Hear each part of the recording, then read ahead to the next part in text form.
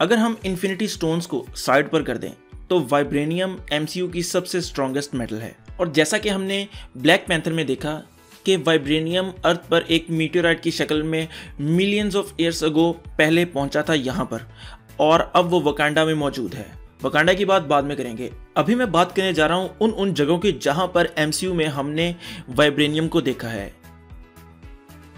सबसे पहले वाइब्रेनियम को हमने कैप्टन अमेरिका में देखा, जब 1940 में हॉवर्ड स्टार्क एक लिमिटेड सप्लाई यूनाइटेड स्टेट में लाया था वाइब्रेनियम की, जो कि वो अफ्रीका से लाया था। और वो सारा वाइब्रेनियम एक शील्ड बनाने में इस्तेमाल हो गया था, और वो शील्ड प्रोवाइड की गई थी कैप्टन अमेरिका को, जो कि कैप्टन अमेरिका का एक ट्रेडमार्क वेपन बन चुका है। और इस शील्ड को लास्ट टाइम हमने सिविल वॉर में देखा था, जहां पर कैप्टन उस शील्ड को छोड़कर चले गए थे, यानी कि उनसे वो शील्ड ले ली गई थी, और अब वो शील्ड यूएस गवर्नमेंट की प्रोटेक्शन में मौजूद है।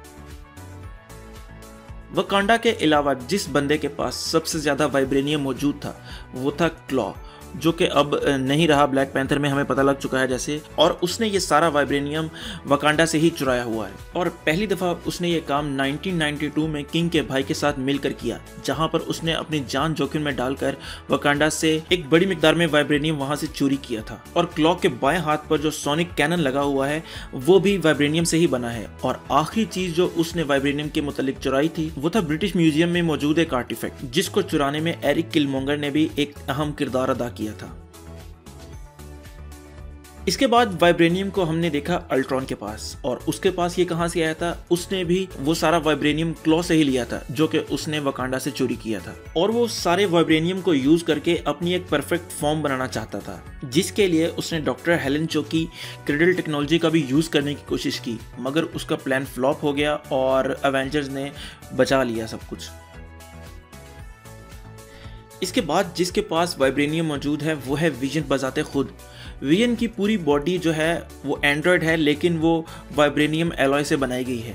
और उसके पास जार्विस की आर्टिफिशियल इंटेलिजेंस भी मौजूद है, और उसके सर पे लगा है mind stone. Ultron actually vision की ही बॉडी में आना चाहता था, मगर एवेंजर्स ने क्रेडल को वहां से लिया और वो न्यूयॉर्क टावर में लेकर आ गए वहां से, जहां पर थॉर की लाइटनिंग की मदद से विजन जिंदा हो गया, और अब वो एमसीयू में एक स्ट्रॉन्गेस्ट एवेंजर के तौर पर जाना जाता है।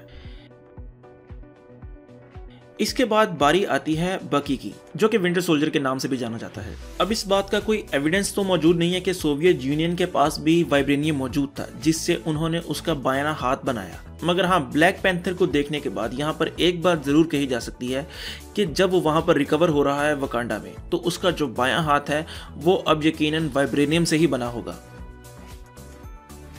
अब इसके बाद सबसे एंड पर बारी आती है वकांडा की। वकांडा जो कि पूरा वाइब्रेनियम से भरा हुआ है, उनके कपड़ों से लेकर उनके जूतों तक हर चीज में वाइब्रेनियम मौजूद है। वकांडा दुनिया के सामने तो एक थर्ड वर्ल्ड कंट्री के तौर पर, एक गरीब मुल्क के तौर पर जाना जाता है, मगर असल में वो दुनिया का सबसे अमीर और टेक्नोलॉजी में सबसे आगे मुल्क है। ब्लैक पैंथर में जैसा कि हमने देखा कि उनकी गाड़ियां, एयरक्राफ्ट, उनके वेपन्स, उनकी जो है एलीट सोल्जर्स ने जो आर्मर पहने हुए हैं वो सब के सब वाइब्रेनियम से बने हुए हैं। और ये भी देखा हमने कि वाइब्रेनियम की वजह से वो मेडिसिन की फील्ड में कितना आगे है पूरी दुनिया से। जिस तरह ऑयल की मौजूदगी सऊदी अरब, यूएई जैसे ममालिक को पूरी दुनिया से अलहदा करती है, इसी तरह वाइब्रेनियम वकांडा को पूरी दुनिया से अलहदा करती है।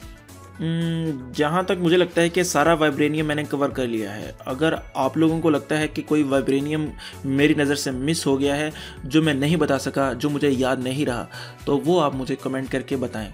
और अगर आपको वीडियो पसंद आई है तो लाइक करें, कमेंट करें और सब्सक्राइब ज़रूर करें। तो खुश रहें, खुश रखें। अल्लाह हाफिज़।